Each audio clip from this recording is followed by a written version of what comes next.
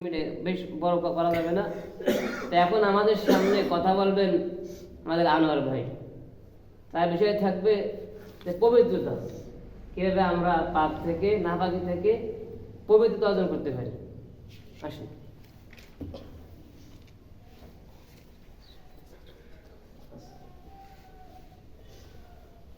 আসসালামু আলাইকুম ওয়া রাহমাতুল্লাহ। আলহামদুলিল্লাহি রাব্বিল আলামিন ওয়াস সালাতু ওয়াস সালামু আলান নবী ওয়া আলা আলিহি ওয়া আসহাবিহি আজমাইন।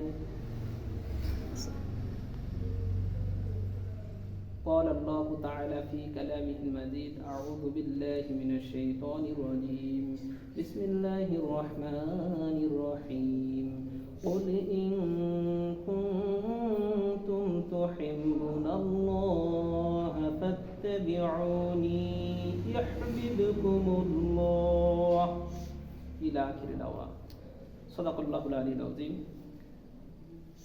قال الله تعالى في شأن حبيبه ونبيه إن الله وملائكته يصلون على النبي يا أيها الذين آمنوا صلوا عليه وسلموا تسليما اللهم صل على سيدنا مولانا محمد وعلى آل سيدنا شافعنا محمد اللهم صل على سيدنا مولانا محمد وعلى آل سيدنا شافعنا محمد.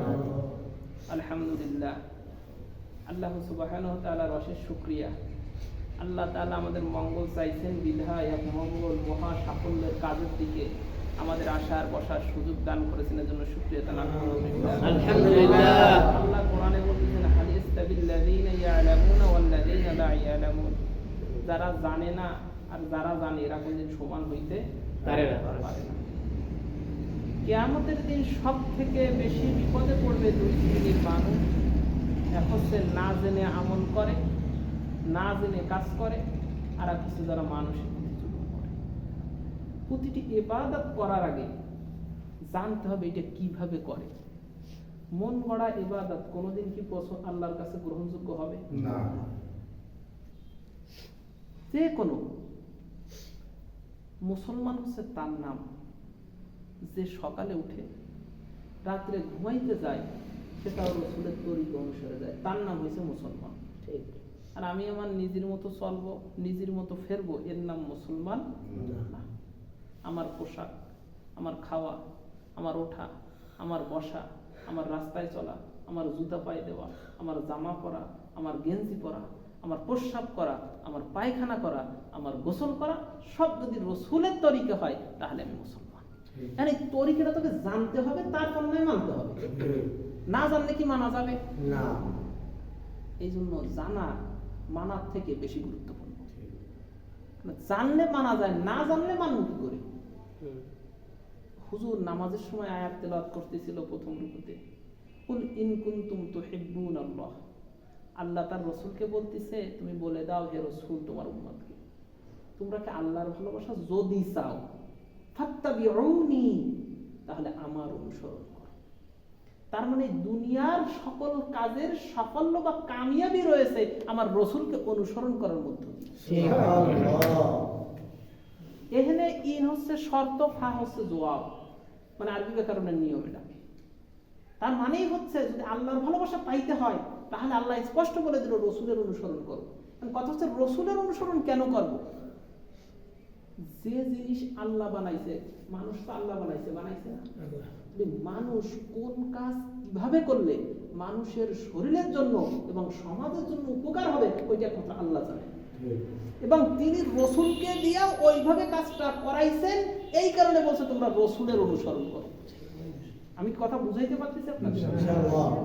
এই কারণে আল্লাহ বলছে তুমি আমার রাসূলকে অনুসরণ করো, কোরআনে বারবার বলতেছে। কারণ রাসূল যে কাজটা করে ওটা রাসূল করে নাই, ওটা আমি তাকে দিয়ে ওইভাবে করেছি। আল্লাহ কথা কেন বলবে? কোরআন শরীফ বারবার বলতেছে রসুলের অনুসরণ, রসুলের অনুসরণ। তাহলে রসুল অনুসরণ তো ওই কারণে যে যদি তুমি আল্লাহকে পেতে চাও তাহলে তোমার সকল কাজ রসুলের কাজের মোড়কে তোমার কাজটা করে নাও। আরেকটা হচ্ছে যে জায়গায় মূল আলোচনার বিষয় হযরত বলেছেন, নামাজ পড়ার জন্য শরীর পাক একটা শর্ত। যদি শরীর পাক না হয় তাহলে নামাজ হবে না, সাফ কথা। এখন শরীর পাকে অন্যতম একটা মাধ্যম হচ্ছে গোসল।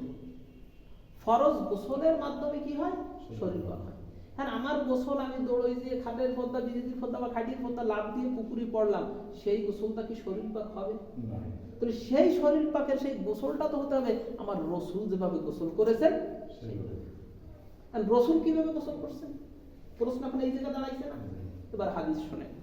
وعن عائشة رضي الله تعالى عنها قالت كان رسول الله صلى الله عليه وسلم إذا اغتسل من الجنابات। হযরত আয়েশা রাদিয়াল্লাহু তাআলা আনহা শেষের নবীর স্ত্রী, স্ত্রী তো ভালো জানে তার স্বামী কি করতে, ভালো জানে না? স্ত্রী বলতেছেন, আল্লাহ রাসূলের স্ত্রী হযরত আয়েশা রাদিয়াল্লাহু তাআলা আনহা, হযরত আয়েশা বলতেছেন যখন আল্লাহর রাসূল গোসল করতেন পবিত্র হওয়ার জন্য, বাদা তিনি শুরু করতেন ফাগসালা ইয়াদাইহি, তার হাত দুইখানা আগে ধুইতেন। যদি গোসলের প্রথম কাজ কি? ধোয়া। এরপর বলতেছেন সুম্মা ইয়াতাওয়াজ্জাউ কামা ইয়াতাওয়াজ্জাউ লিস-সালাত, নামাজে যেভাবে ওযু করতেন সেইভাবে আল্লাহর রাসূল ওযু করতেন। তাহলে ফরজ গোসলের প্রথম কাজ হচ্ছে হাত ধোয়া, এরপর হচ্ছে সুন্দর করে নামাজের মতো ওযু করা। তারপরে কি বলতেছে? সুম্মা ইদখিলু আসাবিহু ফিল মা, এরপরে আঙ্গুলগুলো পানির ভিতরে ঢুকাই দিতেন। তারপরে ফায়ুখিল্লু বিহা উসালা শাআরিহি, এরপরে চুল এরমের হাত এরমের ঢুকাই দিয়া তবে চুলের গোড়া সুন্দর করে খিলাল করতেন। তারপরে কি করলেন? সুম্মা ইয়াসুব্বু আলা রাসিহি সালাসা গুরফাতান বিয়াদিহি, এই দুই হাতের দ্বারা এরকম পানি নিয়ে তিনবার মাথায় দিতেন। তারপরে আল্লাহ রাসূল কি করলেন? সুম্মা ইউফিদুল মাআ আলা জিলদিহি কুল্লিহি, এরপরে সমস্ত শরীরে পানি ঢেলে দিতেন। তাহলে আমরা কাছে প্রসেস, আমরা কিন্তু আগে লাফ দিয়ে পাও দিতে, আমরা কি পুকুরে নেমের সময় আগে কি করি? তাহলে আমাকে প্রসেস কি ঠিক আছে না? কারণ এখানে আমার কথা যদি একজনও বসে, এই একজনের কিন্তু সঠিক জ্ঞান নিয়ে উঠতে হবে। আর আমি যদি বুঝাইতে না পারি আপনারা বলবেন যে না আর কথা কিন্তু আমরা বুঝতে পারতেছি না, তাহলে আমি আবার চেষ্টা করবো সুন্দর করে। তাহলে আমাদের হচ্ছে পরিবর্তন হইতে হবে, যেটা করি ওইটা থেকে ফিরে আল্লাহর রসুলের দিকে আসতে হবে। এই হাদিস থেকে আমরা দেখলাম আল্লাহ রসুলের গোসলের বর্ণনা হয়েছে, প্রথম হাত দুখানা সুন্দর করে ধুইলেন, তারপরে নামাজের মতো আল্লাহ রসুল উযু করলেন, এরপরে হাত পানিতে ভিজাইলেন, হাতের আঙ্গুল ভিজাইয়া কি করলেন? মাথা খিলাল করলেন। এরপরে মাথা খিলাল করার পরে হাতের দুই হাতের ভরে তিনবার মাথায় পানি দিলেন, দেওয়ার পরে এরপরে সমস্ত শরীরে আল্লাহ রাসূল পানি ঢাললেন। আমি কি কথাটা বুঝাইতে পারছি আপনাদের? গোসলের পদ্ধতিটা কি আল্লাহ রাসূলের? এবং এরপর আসেন হযরত আলী রাদিয়াল্লাহু তাআলা আনহু থেকে আরেকখানা হাদিস। ওয়ানা আলী قال قال رسول الله صلى الله عليه وسلم من ترك موضع شعرة من الجنابات لم يغتسلها فعل بها كذا وكذا من النار। হযরত আলী রাদিয়াল্লাহু তাআলা আনহু বলতেছেন, যদি কেউ এক চুল পরিমাণ জায়গা, শরীরের এক চুল, শাআরুন মানে একটা চুল, এরকম একটা জায়গা যদি না ভিজে, তাহলে তার জন্য জাহান্নামে এরকমের আযাব রয়েছে, আল্লাহ রাসূলের ঘোষণা আছে। এখন এই হাদিসে ব্যাখ্যায় বলছে এই যে কানের লতির পেঁয়াজ, এখানে কিন্তু পানি সহজে যায় না, তারপরে নাভি এই জায়গাও কিন্তু পানি সহজে যায় না, এরপরে পায়খানার রাস্তা ওইখানে চামড়াটা কিন্তু একটু ঘসমস, ওই জায়গায় কিন্তু পানি সহজে যায় না। সুতরাং ফরজ গোসলের সময় এই জিনিসগুলো মাথায় রাখতে হবে। এই জিনিস যদি মাথায় রাখা না হয় তাহলে কিন্তু যদি এক চুল পরিমাণ জায়গা ফাঁকা থাকে বা পানি দিয়ে না ভেজে, কিয়ামতের দিন তার জন্য জাহান্নামের শাস্তি হবে। নাউযুবিল্লাহ। তাহলে এই জিনিসটাকে আমাকে জানতে হবে না, বুঝতে হবে না। এবং আলী রাদিয়াল্লাহু তাআলা এরপর বলছেন, তিনবার কথা বলছেন, আমি আমার মাথার সাথে শত্রুতা করেছি, আমি আমার মাথার সাথে শত্রুতা করেছি, আমি আমার মাথার সাথে শত্রুতা করেছি। তার মানে মাথার চুল তিনি চেঁচে ফেলছেন, মাথার চুল চেঁচে ফেলছেন, যাতে যদি একটা চুল না ভেজে তাহলে জাহান্নামে যেতে হবে। নামাজ পড়তে কিছু হবেই না, এটা তো অপবিত্র। কারণ গোসলে যদি উযু করলে দেখবেন গোসলের যে ফরজ সেটা কিন্তু আদায় হয়ে যাচ্ছে, নাকে পানি চলে যাচ্ছে এবং গড়গড়া কুলি হয়ে যাচ্ছে এবং সমস্ত শরীরে পানি পৌঁছলে তিনটা হচ্ছে কি গোসলের ফরজ। যদি এইটা ঠিক না থাকে তাহলে আমি সারা দিনও যদি ডুবাই ফরজিয়ত কি আদায় হবে? আর ওই গোসলটা কি নামাজ হবে, রোজা হবে? তার কোনো ইবাদত আল্লাহর কাছে কবুল হবে না। তাহলে গোসল কি মোটামুটি শেষ? ইনশাআল্লাহ। এবার আসেন দ্বিতীয় চ্যাপ্টার। গোসল যেরকম প্রতিদিন করা লাগে, প্রস্রাব পায়খানাও প্রতিদিন করা লাগে। এই প্রস্রাব পায়খানা থেকেও আমরা কেউ মুক্ত না। এখন গোসল থেকে যেরকম পবিত্রতা অর্জন করা যায়, ঠিক প্রস্রাব পায়খানা থেকে শরীর অপবিত্র হয়। কি হয় না? পায়খানা লাগলে, প্রস্রাব লাগলে শরীর কি হয়ে যায়? না। এখন এর প্রসেসটা কি? কারণ যদি কেউ রসুলের তরিকায় প্রস্রাব আর পায়খানা করে তখন তার শুধু প্রস্রাব পায়খানা হয় না, প্রতিবার প্রস্রাব পায়খানার নেকির মাধ্যমে সে জান্নাতে যাওয়ার রাস্তা তৈরি করে।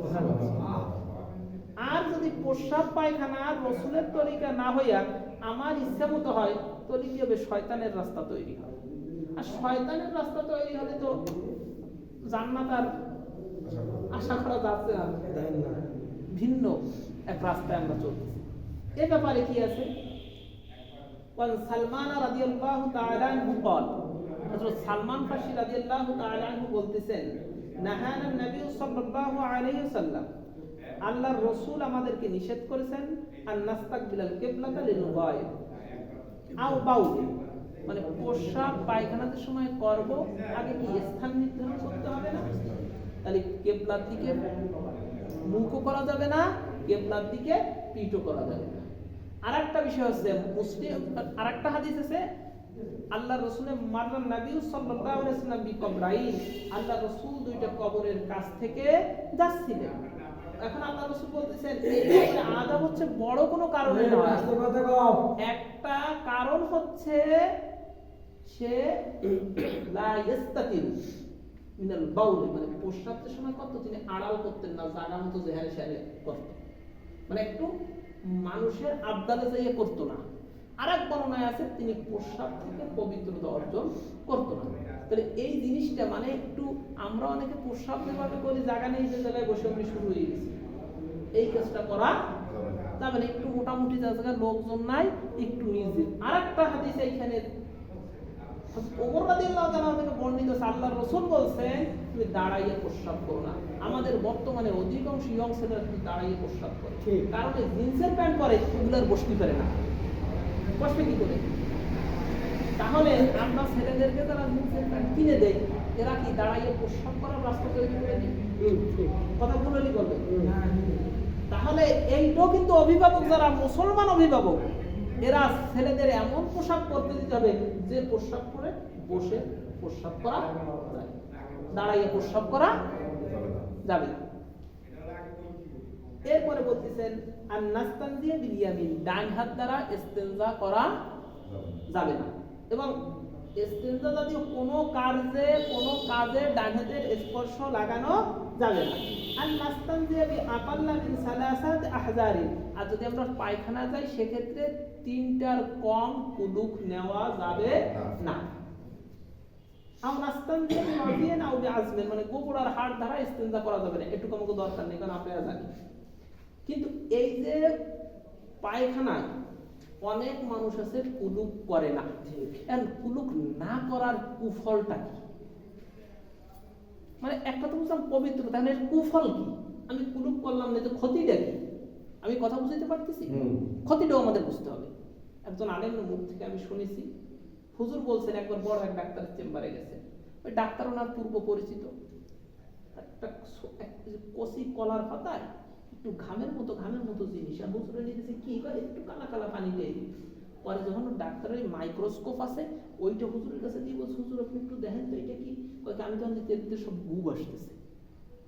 মানে কুলুক না করার সাথে হাতে দিয়ে যদি ডাইরেক্ট আপনি ঘষা আমরা দেই, ওই টয়লেটের একটা তাপ আছে, ওর কিছু অংশ দেখতেন গরম, যে কোনো জিনিস কিছুর সাথে লাগলে ওর কিন্তু একটা অংশ কিন্তু এখানে কিছুটা লাগে, কিছুটা ওখানে একটা অবস্থান তৈরি হয় এবং ঘামাই দেয়, ওই জিনিসটা ওখান থেকে বের হয়। সুতরাং আমাকে বাড়িতে মহিলারা যে সময় পাক করে, বেশি বাটলে বাম হাত ঘামায় না? কি ঘামায় কি ঘামায় না? কিন্তু ওই ঘাম খাবারের ভিতরে গেলে খাবার পাক থাকে। এই কারণে বাড়িতে অবশ্যই অবশ্যই মহিলাদের বুঝাইতে হবে কুলুক ছাড়া কোনো উপায় নেই। আর তোমরা খাবার পাকাও, যা পাকাও, যতই নামাজ পড়ি, আমি তাহাজ্জুদ পড়ি, আমার স্ত্রী যদি কুলুক না করে ইবাদত কবুল হওয়ার সম্ভাবনা নেই। কুলুক না করলে স্বাস্থ্যগত জলমের ক্ষতি আছে, ইবাদত আল্লাহর দরবারে কবুল হবে না। এই ওয়াজগুলো মহিলাকে করা দরকার, সবাই ঘরে ঘরে, যে তোমরা কুলুক করবা, টয়লেটে অবশ্যই কুলুক করবা। আর এখন তো টিস্যু পেপার, এত ঝামেলা কমে গেছে। এখন আল্লাহর রাসূল যে সময় টয়লেটে প্রবেশ করতেন তিনি কি করতেন? এটা ওয়ান আনাস রাদিয়াল্লাহু তাআলা আনহু قال কানা রাসূলুল্লাহ সাল্লাল্লাহু আলাইহি ওয়াসাল্লাম ইযা দাখালাল খলাই, যখন আল্লাহর রাসূল প্রস্রাব পায়খানায় যাইতেন, ইয়াকুলু তিনি বলতেন আল্লাহুম্মা ইন্নী আউযু বিকা মিনাল খুবসি ওয়াল খুবাইস। এই দোয়া পড়তেন। এই হাদিসের ব্যাখ্যায় লেখা দেখছি ইন্নাশ শাইতানা ইয়ালআবু মাকাইদা ইবনে আদম, মানে হচ্ছে আদম সন্তানের লজ্জা স্থান নিয়ে শয়তান খেলাধুলা করে, যে সময় এটা উলঙ্গ থাকে। কিন্তু যদি কোনো মানুষ এই দোয়া পড়ে, সাথে সাথে আল্লাহর রহমতে শয়তান, জিন শয়তান আছে ওদের মাঝখানে আর মুমিনের লজ্জা স্থানের মাঝখানে আল্লাহ একটা পর্দা দিয়ে দেয়। এই কারণে কোনোভাবে বাম পা দিয়ে প্রবেশ করব এবং অবশ্যই অবশ্যই এই দোয়া পড়বো। যাদের মুখস্থ নেই কাছ থেকে বসে সাইকেল পড়লি হয়ে যাবে। এরপরে বসতে আর কাপড় উঠান লাগবে না। কাপড় কি কোন সময় উঠবো? লা ইয়ারফা, আল্লাহর রাসূল কাপড় উঠাইতেন না হাত্তা ইয়াদু আমিনাল আরদ, যতক্ষণ না মাটির নিকটবর্তী না হইতেন ততক্ষণ আল্লাহর নবী কাপড় উঠাইতেন না। তাহলে যাই হোক, দাঁড়াইয়া কাপড় উঠানো যাবে না এবং কোনোভাবে এই হাঁটুর কাপড় কিন্তু উঠানো যাবে না। এরপরে বসছি, বসার পর পাও তো দুই হাত, কোন পায়ে বেশি ভার রাখবো? বাম পায়ে একটু ভার বেশি। এরপরে টয়লেট শেষ হলে কুলুক করব। শীতকালে এবং গরমকালে কুলুক করার মাসালা ভিন্ন, এটা হুজুরের কাছে শিখে নেবেন, কারণ আম মজলিসে সব কথা বলা যায় না। কিছু জিনিস আছে ব্যক্তিগতভাবে হুজুরের কাছ থেকে শিখে নিতে হবে। গরমকালে কেমন ভাবে টিস্যু ব্যবহার করব আর শীতকালে কেমন ভাবে টিস্যু ব্যবহার করব। এরপরে পানি ব্যবহার করে যদি সম্ভব হয় কাপড় দিয়ে মুছে ফেলা উত্তম, কারণ ওই পানিটা লাগাটা অনেকেই অপছন্দ বলেছে, যদি সম্ভব হয়। এরপরে যে সময় আমরা বের হব, ডান পা দিয়ে বের হবে। এবং এই সময় আনাস রাদিয়াল্লাহু তাআলা আনহু থেকে আরেকটা হাদিস আছে, ওয়া আনাস ক্বাল কানা নবী সাল্লাল্লাহু আলাইহি ওয়াসাল্লাম ইযা খরাজা মিনাল খলাই, যখন আল্লাহর রাসূল ওই বের হতেন তখন ক্বালা, তিনি বলতেন আলহামদুলিল্লাহিল্লাযী আযহাবা আন্নী আনা ওয়া আফানি। যখন আল্লাহর রাসূল বের হইতেন তিনি এই দোয়াটা পড়তেন। তাহলে এই দোয়াটা আমরাও ইনশাআল্লাহ শিখব।